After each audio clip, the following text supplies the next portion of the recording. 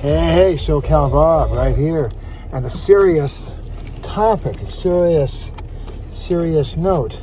I was speaking to my brother, and I've got a ton of brothers, but I was talking to my brother, and he gave me additional information which I'd not been given before, and it pointed me straight away to gossip.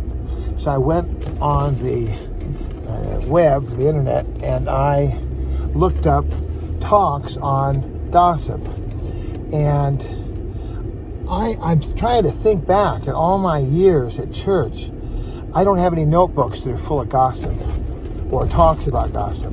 I don't have any notebooks that are full of sin of gossip. Gossip is a sin. Sin's a big deal, So I was just like having this crazy feeling of joy and utter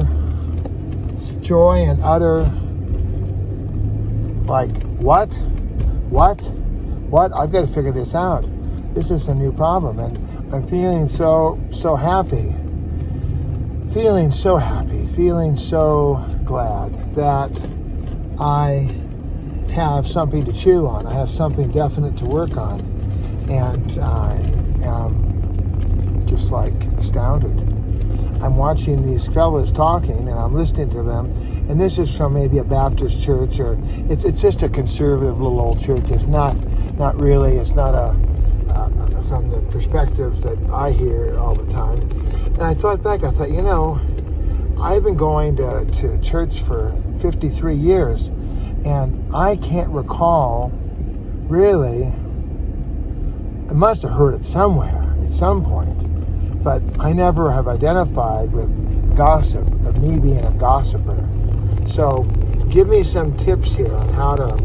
I'd love to just put your notes in the comments there and tell me what it is that you know about gossip, or what have you learned about gossip, and what can you tell me about how to avoid gossip. And I think the gist of it is you're talking negatively to make yourself look good about somebody else without their presence. And that's a pretty broad interpretation. So it could be that, a lot of things could be interpreted like that. And I need to have education on that. Apparently, some folks that I talk to are very, very knowledgeable. So I have to pick their brain. I'm going to have to really make sure that I check out what's going on, and I want to be better in that regard. I want to be like A+ and stellar, so that I'm going to study everything I can on it. And you help me too, would you? And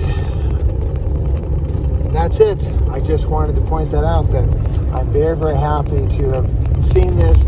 It's almost as if you had a big booger hanging out of your nose, There's a big booger there, and you couldn't reach it. So I don't know why that could happen, but you couldn't reach the booger. So you got this booger on there, and you're like, nobody feels comfortable with that. People looking at you like, ugh. And you're sitting there going, I could just reach it. Maybe you had those. I remember SNL, they had the thing with Gilly on SNL, and the guy in the front, I think it's Horatio, he was in double arm cast, so he couldn't bend his arm. And they said, did you throw the thing? He's like, look at my arms, I can't do that. So it's almost like that. It's like I could not figure out what it was. And I want to be healthy. I want to be strong. I want to be free of sin. I don't want sin in my life. So I need education. I need mentoring. Education and mentoring. And I'm trying to think back of the people that have mentored me and the people that have counseled me. And I see little whispers. I see little smoke bubbles.